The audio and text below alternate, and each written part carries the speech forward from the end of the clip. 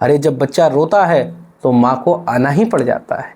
एक बार एक गुरुजी होते हैं, शिष्य पूछते हैं कि भगवान कैसे मिलेंगे।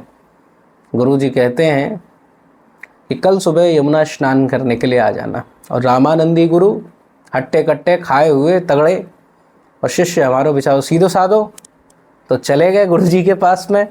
और उसके बाद में जैसे स्नान करने गए तो उसके यमुना जी के मध्य में पहुँचे तो गुरुजी ने कहा डुबकी लगाओ चलो।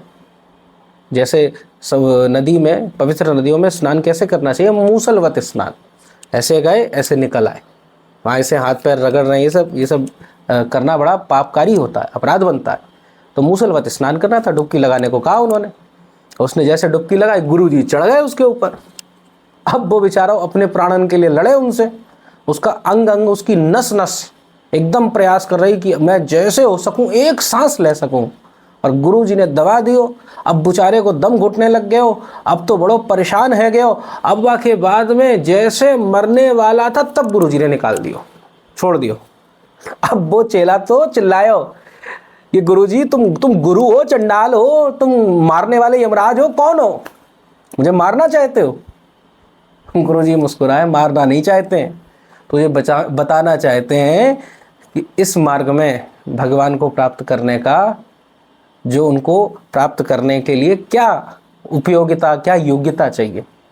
जब तू अंदर था जल के, एक सांस लेने के लिए कितना तड़प रहा था। बोले मेरा अंग अंग एक सांस लेने के लिए, मेरी नस नाड़ियां, मेरा प्रत्येक बल इसी में था कि मुझे बस एक श्वास मिल जाए। तो बस जब ये तड़पन भगवान के लिए होगी तब प्रभु की प्राप्ति होगी। पर हमारे संग विडंबना क्या है कि हमने एक अपना वैशिष्ट संसार बना रखा है और हम उसी में रमे रहते हैं। अब संसार में भी कोई समस्या नहीं है। आप संसार में रहते हुए, संसार का तात्पर्य समझ लीजिए। संसार मतलब ये पृथ्वी नहीं है। संसार मतलब जहाँ जहाँ आपने मेरापन करा है, ये वस्तु मेरी है, ये चीज़ मेरी है, ये ममत्व की भावना ही संसार है।